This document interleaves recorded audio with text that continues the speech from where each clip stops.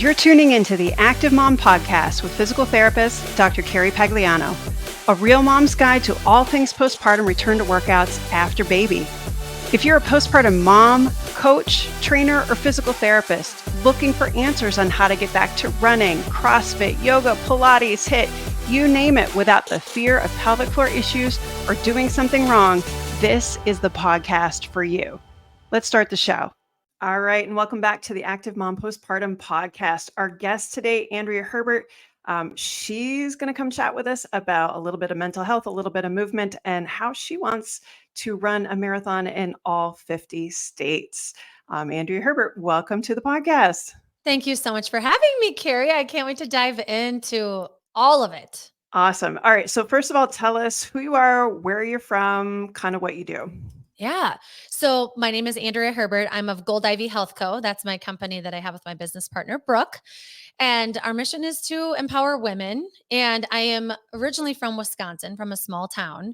I moved to Minnesota because I wanted a bigger life to see, what's out there outside of this tiny town. And so what I found was this corporate wellness world where I realized I really wanted to make a difference with people and how they feel. And so at first it was like on a big scale. And then I moved into health coaching one-on-one. And then in the pandemic around that time, got the idea of, I was sharing with Brooke, my business partner now, but at the time we were just friends and I'm married to her cousin. We were always sharing books and podcasts and like ideas for workouts and stuff. I'm like, what if we just shared this with more people? And so we created the podcast Ivy Unleashed to talk about what we're doing in real time and then simplify it using our coaching calls to talk about people's goals and how they're crushing it and how we help people and making it more accessible. So I, that's I, how that started. I feel like you put a bunch of women together and really just good happens no matter what. And I kind of just feel that way. It's And so true. And we were chatting quickly before we got on that you and I are both members of the Next Trench. And what I mean by that is like both of us, our kids aren't little anymore. Your kids are how old again? 10, 8, and 5. 10, 8, and 5. Mine are 10 and 12. And so like we're a little like on a day-to-day basis, personally disconnected from like those new baby years, but it's a whole different trench. So like for you, tell us how that shift has been now that, all the kids go to school and then you have a day. Well, they say it's a day, but it's really only 6 hours, right? Like Well, when you're an entrepreneur, it's like, well, do I really have a day? right. It's an exciting time. And I am really stepping into this idea of stepping into my power, of stepping into what is it that I want and what is it that fuels me and how do I want to put this into the world? How can I package this up in a way that women can access what I've learned and the connections I have for themselves in a way that feels like, wow, if I want to talk to somebody about hormones, I know through Gold Ivy Health Co., I've got an expert. If I need my pelvic floor, I'm peeing my pants every time I do a jumping jack during my Move with Gold Ivy workouts. I've got Dr. Carrie I can talk to. And so we're creating within our platform, it's a virtual workout platform called Move with Gold Ivy. But within it, we're having these masterminds with the guests we've had on our podcasts that know what they're talking about. They want to help women. They want to give them resources and they want to answer their questions because a podcast is great. And I learn a lot from podcasts, but also having access to people to say, wow, I've been dying to ask someone this. I'm kind of embarrassed. Maybe I'll just put it in the chat, Yeah. And so we're really trying to bring women into this community where they feel like it's actually accessible. It's not just like Mhm. this far-fetched idea. And my business partner, Brooke, has had some chronic health conditions and she's had to see 50 doctors and she's been through it and gaslighted and all of these things. And so she's like, I'm going to bring these people that I've found to our community as well. Yeah. If we kind of look back on, your experience, having kids over a good number of years, like did you have that community? Was it ready set for you? Was it something that you needed to kind of go out and find? I definitely had to find it. So I had kids before any of my friends. I felt Mm, very alone. And even so, I was never diagnosed with anything after any of my my children were born. I definitely think, like, if I had to guess, after my first, I had, call it baby blues. And I definitely had some postpartum anxiety that was undiagnosed. And even my doctor told me, like, 6 months after, oh, yeah, you were really off when I first saw you after giving birth. And I'm like, um, shouldn't you have said something? Like, because In when the you're in rear it, view. exactly. Like, when you're in it, you don't realize how off you are Right. until you're not. Right. And I didn't have anybody that was going through that with me. And I felt like, oh, this might be normal. Like, of course, you're really worried because it's a baby that you're in charge of now. Or, oh, you're kind of sad because you're tired and you have this new identity. And that's got to be like, part of you should probably be sad. Right. But it was like, one day, 5 months after I had had my firstborn, I laughed, like a genuine laugh, and it, like, Mhm. scared my body because I hadn't felt Yeah. any type of normalcy of my old emotions, and all of a sudden I could feel again. And so I had to find the community, definitely, and I really never found it until I started listening to podcasts, and I was like, Mm. "Oh, that's what that's called." I didn't even know there was postpartum anxiety, and I'm in health Right. and wellness. Like, why aren't we talking about this more? Yeah, no, I feel like I definitely have had a lot of FOMO this year, kind of looking back at just all of the options that moms have now.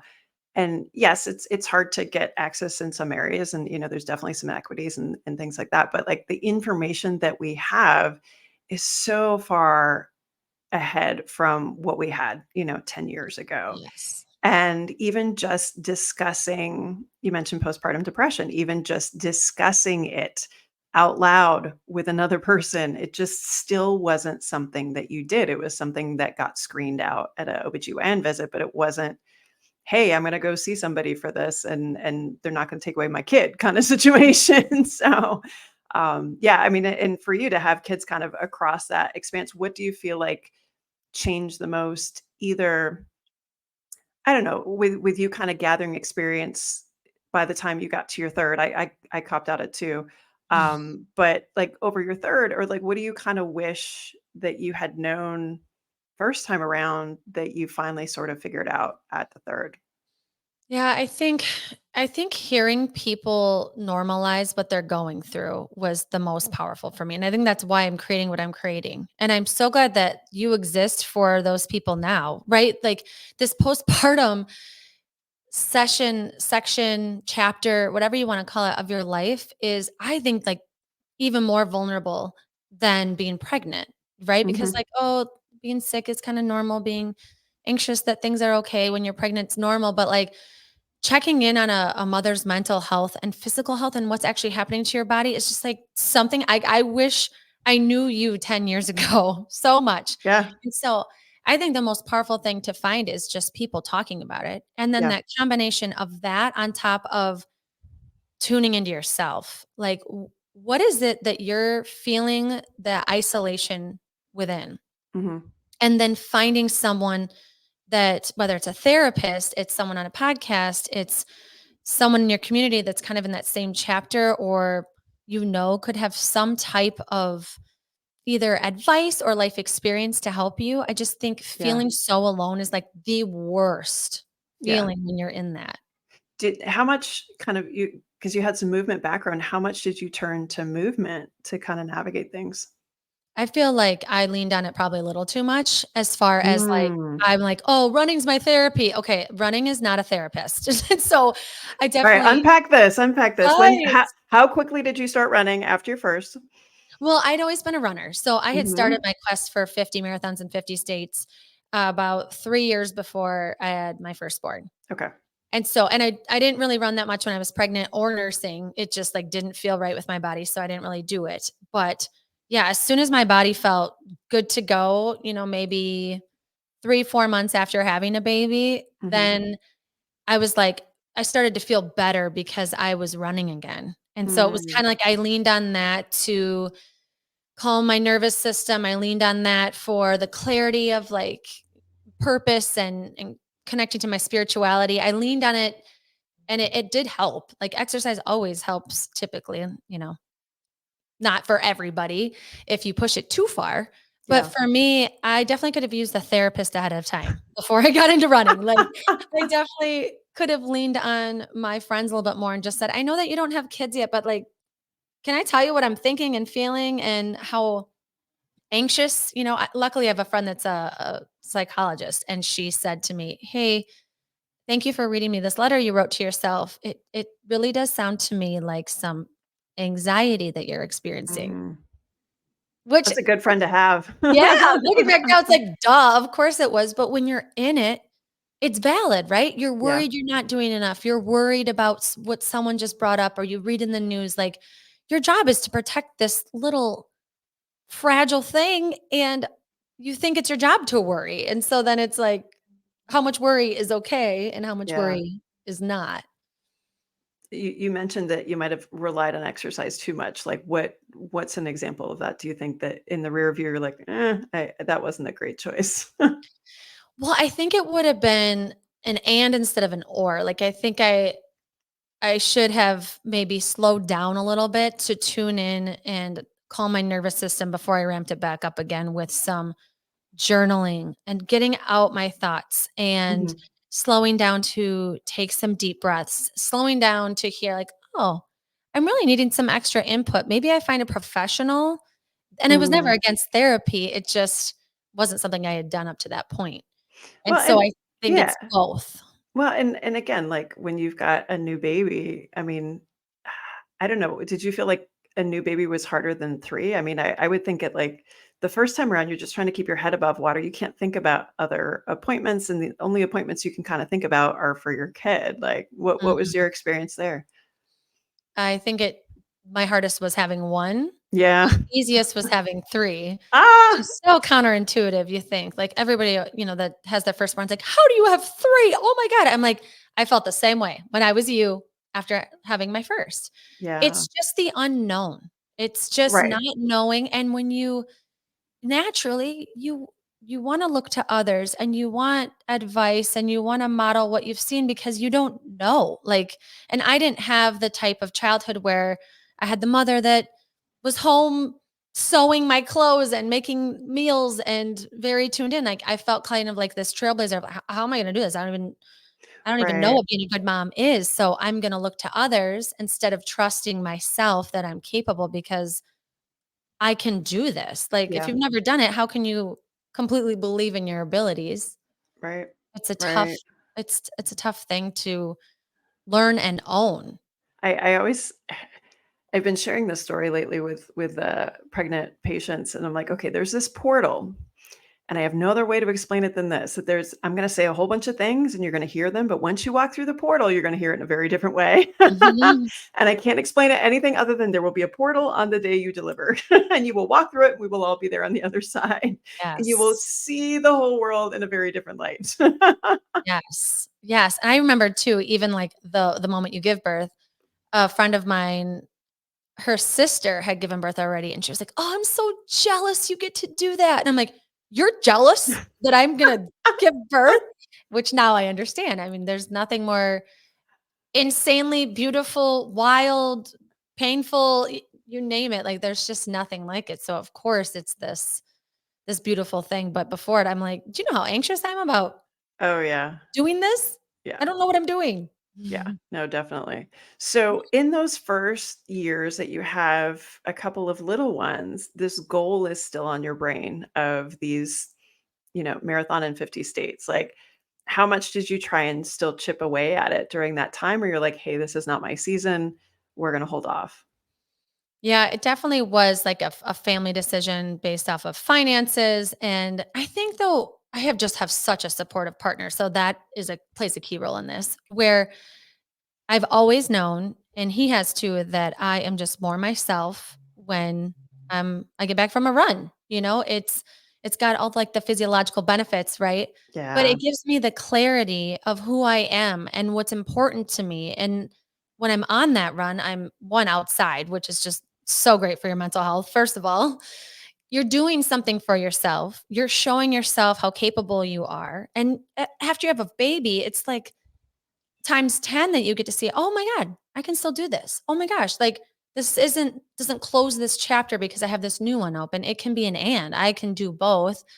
And I'm gonna listen to my body. I've never like pushed and like, oh, I'm in pain or I'm still bleeding. I'm gonna go for a run. Like, absolutely not. It was a lot of Yeah. like listening to my body. And with all three of them, I ran one when I was still nursing, like at the Mhm. very end of it. And it was very much like, oh, if my milk supply is going down, I would just like ease up a bit and Yeah. not have a whole lot of expectations of what time I would cross the finish line. Yeah. So Yeah. it was kind of like, let's just see what this is now. Right. And then when I would have a fast one, like in Arizona, I don't know if it's the energy there or what it was, but I felt like Superwoman. It was after my second one. And I'm just flying. I had all this energy and I had this feeling of like, I can still do this and I can Yeah. still be really competitive. Like I think I won my age group and I was like, Mama still got it. And it Yeah. did something to my confidence and then my Mhm. ability, I think, to feel empowered. If I want another child, like I'm not gonna lose myself. Right. Right. And I think that can be in anything that defines who you are.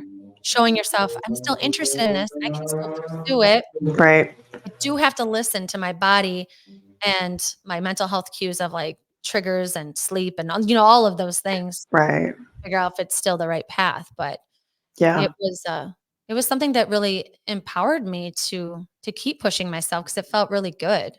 I feel like a lot of moms are looking for that, especially after the first, because it's almost like we come out with a chip on our shoulder, like we have something to prove. And I don't know if it's we feel like we have something to prove to ourselves, we have something to prove to society, who knows? Mhm. But there's definitely that drive that I have noticed. I noticed it myself. I noticed it, just the years that I've been doing this. The second, after the second, you'll have to tell me after the third, like I feel like it's there, but there's also a lot more grace for ourselves and a Mhm. lot more, I'm not gonna kill myself to do this. I got plenty of time, and especially if it's your last one. I was very conscious with my youngest. I was like, "Ooh, okay. This is the last time that, we get to do some of these things." And there's kind of that moment where you're like, "Okay, I'm done having kids. Okay, this is we're turning the chapter here." Was that something that you experienced kind of movement-wise or even just experience-wise, Oh, once after the 3rd? yes, I feel everything you're saying. And I think for me, it's two things. One is I think as you age, you learn, after first baby and then your second, I'm sure you realize, and I definitely did by the time of my third, of like me caring what other people think is not adding any value to me as a mom. Like every time I've listened to somebody else when I didn't really feel that it was the right way in my gut, I'm like, that was not good advice, because it's just like, it didn't work for me and it didn't work for my family. Maybe it was good for you and that's awesome. But you have to have that filter system of, okay, by the time of my third, I'm like, okay, I know before I cared a little bit more how tidy my house was when a visitor came to bring me food after the newborn, but like, I don't care this time Yeah. because I just want to cuddle this baby. Mhm. Plus, I know more science about how important that is.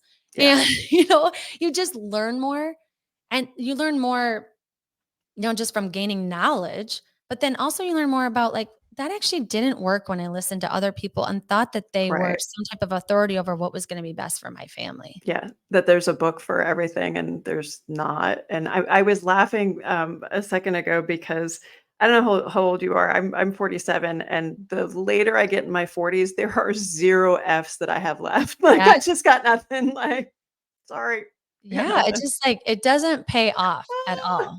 I got nothing to give at this point. That's too much. And so now, let's kind of jump back to that next trench. Like, how are you feeling as far as like looking ahead at, what you want to accomplish movement wise to kind of check off the rest of those marathons, how you want to show up for your kids, like kind of what's that looking like for you? Yeah. Well, I wanted to tie in the second thing I was going to say that I've learned also ties into this, and it has so much about capacity. And I Mhm. love this idea and sharing this with women because in each stage, you have to think about, wow, how is she there? Like, how is she thinking about running a marathon right now? Like, that is just like Mhm. so far fetched, right? But for me, one, it's my passion. So if it's not your passion, of course you're not thinking about it, right? Right. But it's also capacity. Like, I couldn't think about building this business until my youngest was 3 and she was sleeping. Mhm. Like, of course I couldn't. I was sleep deprived. And so people would say to me, "Gosh, you're such a great coach. Oh my gosh, you should start your own business." And I'm like, I don't want to think about marketing. I don't know anything about business. Like, no, I didn't have I the capacity. I started my practice, I think I started it was my daughter got into full day preschool at our elementary school, and then I was like, "Ooh, I have space in my brain now," and that's Yes. when it started. I'm like, "Ooh, there are brain cells that work." Yeah. And I just want to challenge women that in this society, when you feel that free up of space, of capacity, instead of filling it with what you see from other people, filling it up with social media, Netflix, or what you see everybody else is doing that's very normal, taking some time. Okay, I feel like I can breathe. Like, what is it that I want? Mhm. And how can I, with this breath, and it's not short breath, it's not rush breath, how can I take this deep breath, center myself, and like, whoa, what do I want? What Mhm. could that look like for me in this gap of time? Or I feel like I could get up before my kids, even if it's 15 minutes. What do I want that time to look like? What would actually make me feel aligned?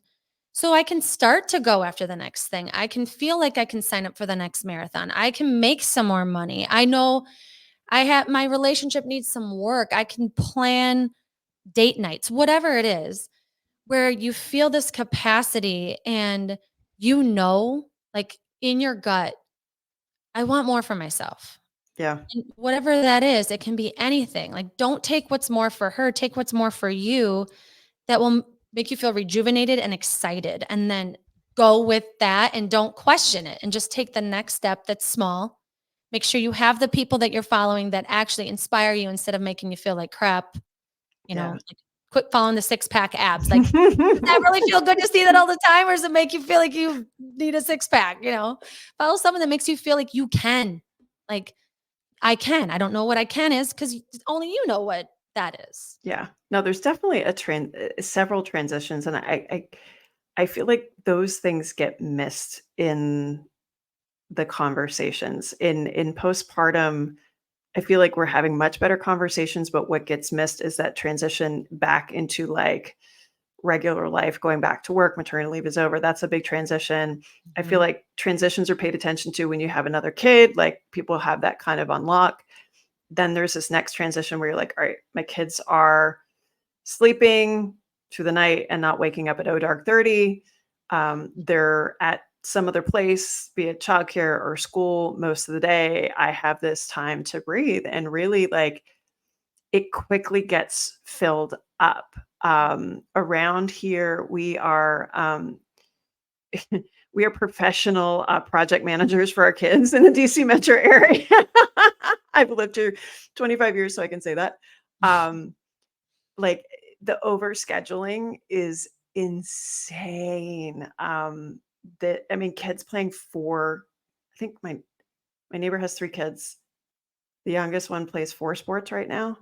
I'm Oh, like, I don't even know how you do that. Plus school, plus, whatever. This is the first year. My daughter's done. We just wrapped it up. Field hockey 1 day a week, game 1 day a week, swimming twice a week, choir 1 day a week. So 4 nights a week she had something. And she's like, "Mama, I don't like this." And I was like, 2 things. 1, good on you. I love that you want space, but also, holy shit, how do we end up in this? I don't know that I want to do this again, but it's gonna get harder before it gets easier. And I think that's, with if you think back, like everybody told you, "Oh, it'll get better, it get better." No, it doesn't. It gets different. It gets different. And this is another one of those things that like my kids wipe their butt most of the time by themselves. They feed themselves. They can be home alone for short periods of time, which is a godsend.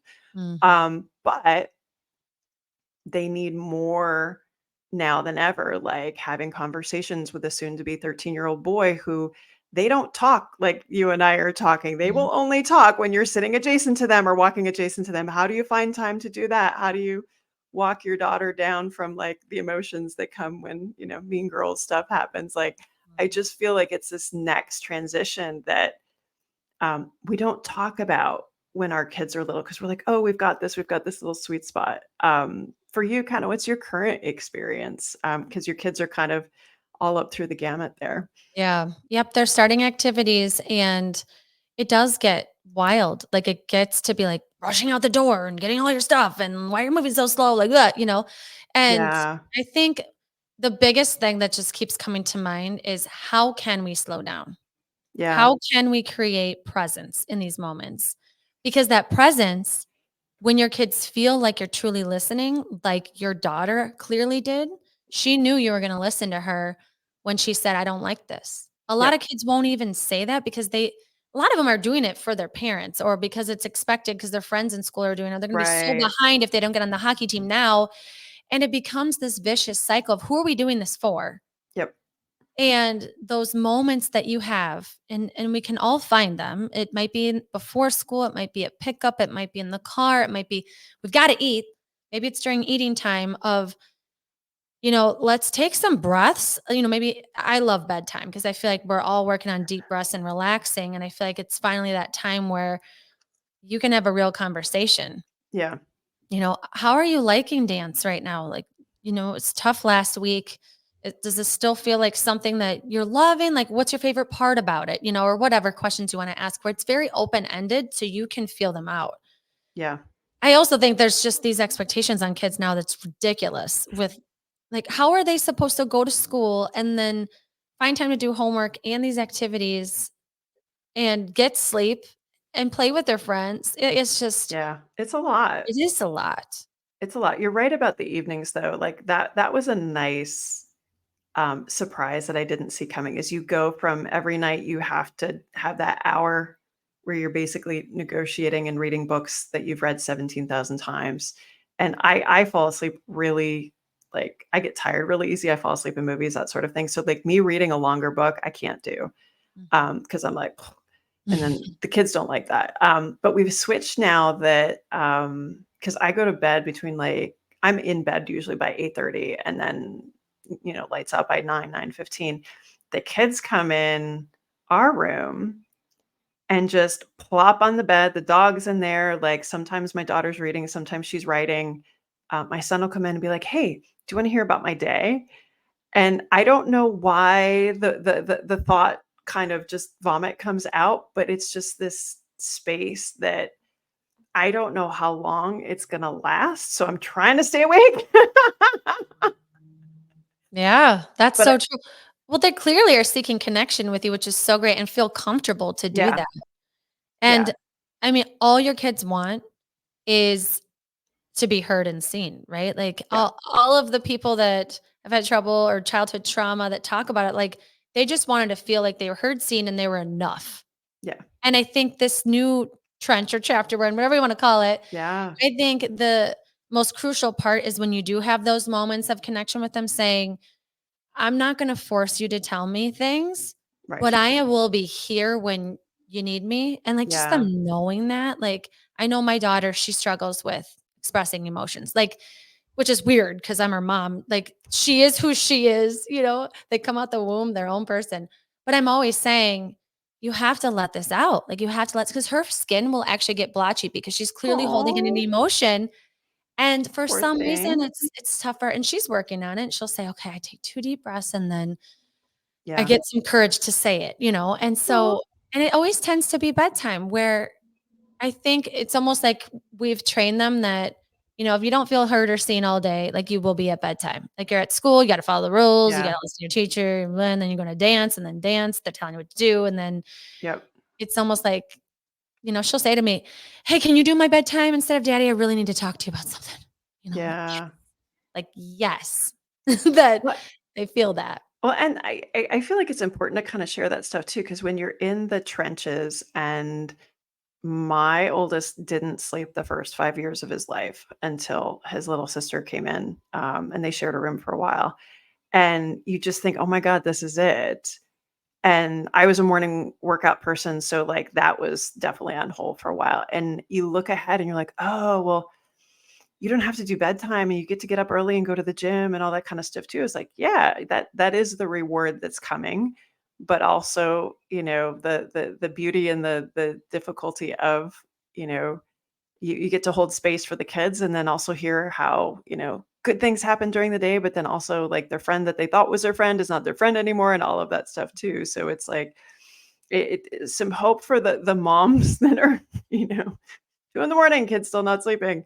Like there's some freedom, but there's also the challenges that come with it. But for me, like I feel like I can handle this a lot better. Like it's really been cool getting to know my kids and also like sharing movement with them. I just did a 10 miler and my daughter wanted to run beside me for a little bit. And then she's like, "Hey, can I do that with you next year?" I'm like, "I'm pretty sure there's rules against that, but let's start with a 5K, right?" So like I feel like there's as cool as it is when they're little, it's a lot of just like I feel like it's a lot of grunt work. And now it's like this deeper sort of getting to know who your kid is and helping them be like a good person kind of thing. It's not Mhm. your diaper make is going to get you into Harvard, right? Like that sort of thing back then. Like, Yeah, well, and I'm sure you have listeners in all the different stages, and mhm. I would encourage them to find the light in that season. Like, Yeah, what can I learn about myself in this? Like, this is tough. This is challenging. Like, what part is the most challenging for you? And have no judgment on that. Write it yeah, down. Okay. It, me not getting sleep is the toughest thing. Okay. yeah, What control do I have in this time that would make me feel more like myself? Maybe that's you going to bed earlier, not scrolling on your phone. Maybe that's asking someone for help, leaning on your yep, partner a little bit more. Maybe that's having someone come and a grandparent maybe hang out with your kids so you can get one night, like whatever it may be. Like, what is the hardest part for me? And allowing yourself to admit that I'm struggling with this. We're all struggling with something. yeah, Like every single person. Doesn't matter how big you are, what you're accomplishing, like someone there's if you're a parent, something's tough about it. yeah, But definitely. that's like what we're here to learn. Like that hardest part is something that you can learn and grow from within yourself. And you do not need to be perfect. And your kid, like you don't want to be perfect for your kid either. They need to see you mess up and apologize. They need to see how repair works. They need to see like it's not even cool to be Yeah. perfect. Like it's not even cool. I like my mom. She's weird. She does weird stuff. And then like she talks too fast and then she apologizes about, whatever it may be. Right. I think it's just it's an opportunity for you to grow as a human when you acknowledge what's tough, why it's tough for you, how you could get support around it, what move you want to make. Like just don't stay stuck there because you're not alone. You just haven't Yeah. found your community that can help you or uplift you and help move you forward with a little bit more ease. Yeah, I think that's so true no matter what kind of stage you are in, whether it's early postpartum, you got toddlers or your kids are getting a little bit bigger, like it's much easier to do with help and support. And sometimes we have it and sometimes we don't. And it's okay to not get it right and perfect all the time, Mhm. which that is the one thing I learned from oh gosh, 13 years ago when I laminated my birth plan. But anyway. Well, and tell you, like, I think too, like, let's drop the ego sometimes. Like, everybody's struggling with something. So, your Yeah. friend that's awesome at meal planning and you feel like you suck at it, instead of like pretending you're good at it too, be like, hey, that is not my strength. I see it's yours Yeah. though. Can you tell me, like, what's your system? I feel like the more we're like, instead of pretending we know everything or pretending like we're not bad at some things, like, we're all bad at something and could use some tips. So, I need that find your person fire. because that's literally there's 2 things that are the worst part of my day. One is deciding what's for dinner, and then the other is when you get out of the shower and you have to put on your sports bra or your leggings and you're still a little damp and you kinda just feel very awkward and stuck, and you might get your arm stuck in your sports bra, and that would be really embarrassing to, you know, Oh my be gosh, I caught in love public. So, that. those are the 2 worst parts of my day. One of mine is definitely too deciding. Like my sister-in-law lives next door and she's like brilliant at. She's like, "Oh, tonight I'm thinking about butternut squash ravioli and some type of pesto chicken." And I'm like, I Mhm, haven't no. even thought anything or thought about and dinner's an hour away. Yep, yep. So she's someone that I'm like, okay, I might not end up being Betty Crocker like her, But like, when are you thinking about the pesto chicken? How far in advance? Maybe I put an alert on my phone to remind myself to thaw the chicken. Yeah. If she makes it and delivers, just let me know. I'm happy to sign up for that. Like I'm all down with that. If she can handle a picky eater, that would be great too, because we're down to like, yeah, but you know what? You roll with it. You roll Mhm. with it. It's all good. Nothing I ever That's so did. So, true. all right. At the end of every episode, we have a couple questions that we ask. First one here. What is a book that you're reading or a podcast that you're listening to right now? Oh, I am reading Rich Dad Poor Dad Okay. because something of mine that I'm working on is financial literacy. Mm. I'm going to stop pretending like everything's fine and I know things that I don't know. And so I'm learning that parents teach you about money a certain Hmm. way and you're modeled a certain thing and it affects you the rest of your life. And so me learning and getting into this book to be like, okay, I'm going to admit what I don't know and I'm going to put some things into action is a book that I'm reading. And Cool. then a podcast that I'm currently listening to, which is like 5 million all of the time. I can't get enough of them. I always turn to Ed Milet Oh because yeah. and I really hate promoting someone that's so big already, but the reason why I love him is he's just such a great interviewer and Hmm. he sees people so deeply and just is insightful with his experience and then weaving in a question that's just so like he's like the male Oprah, I feel like. And so Gotcha. I I haven't think I yeah. haven't listened to him on his podcast. I listened to I think Jasmine Star had interviewed him, and so Mm. I she's just super cool, and I like her style. So yeah, no, that's awesome. All right, next favorite activity since becoming a mom. Running marathons. Who would have You're a guessed? junkie. What's your next one? What's on for 2024? Next month is Oklahoma. I'm going to Tulsa Okay, and it's drivable. So that's why I chose it because flying 5 people on an airplane turns right. out it's pretty expensive. So Yes. that's mid-November and that'll be state 25. Okay. Have you ever come east to do Marine Corps?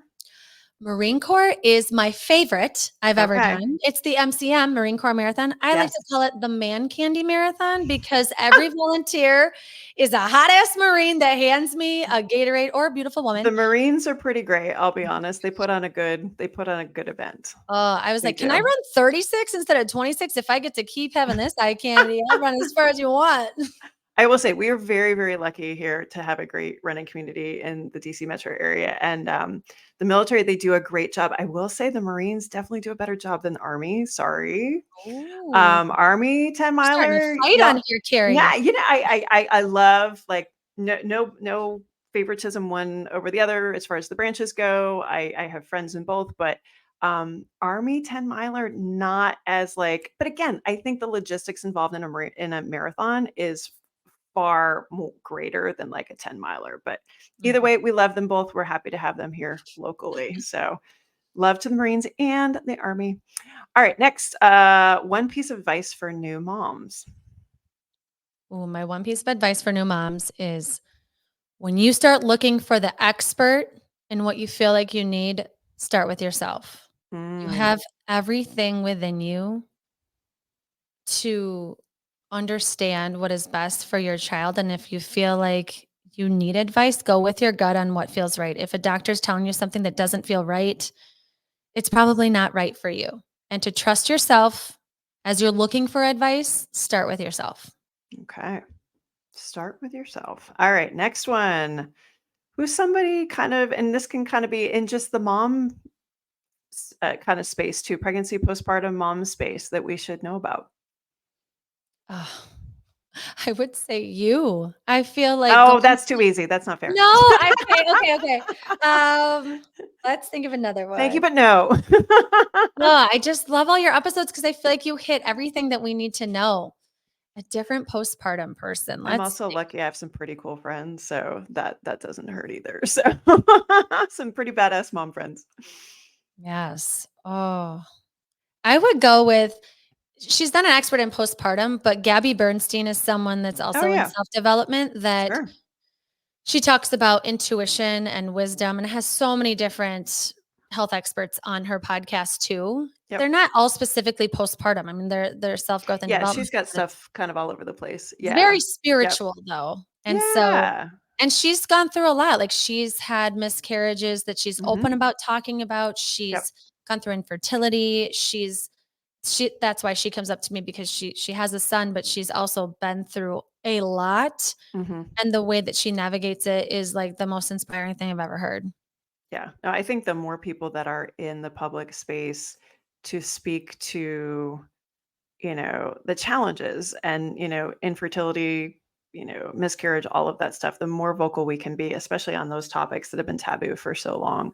I've been incredibly open about we had a miscarriage at I think 13 or 14 weeks between our kids, and just the more you talk about it, the more you realize you're not alone. So anybody that does that in my book, like more power to you, because moms, again, it's back to community. It's I we don't completely we don't agree. want to be alone. Mhm. All right, last one. What does it mean to you to be an active mom in postpartum? What it means to me is that you are showing yourself by being active as your postpartum, that it's still very important for you to prioritize your physical and mental health. You cannot have one without the other. Yeah, And so, you identifying as an active mom in postpartum is one of the most powerful things that you can do for yourself. And it doesn't have to be a marathon. It can be getting outside for a walk, but you are showing yourself, I am important to prioritize, both for me and for my child to see. I love that. I love that. And Thanks. we'll end right there. If you want to hear more about Andrea and Gold Ivy Health Co., you can see her on Instagram at Gold Ivy Health Co. Andrea Herbert, thank you so much for being on the show, and welcome to the next trench. I love it. Thank you for having me. It's been an honor to speak with you. I love your Thanks. podcast. I love the work you're doing. Thanks so much. Did you enjoy the podcast? If so, leave us a 5-star review on iTunes and tell a friend to do the same. Are you a postpartum mom or postpartum pro wanting to know more about getting back to running after baby? Check out all my free goodies on carriepagliano.com. This podcast represents the opinions of Dr. Carrie Pagliano and her guests to the show. The content should not be taken as medical advice and is for entertainment purposes only. Always consult your healthcare professional for any medical questions.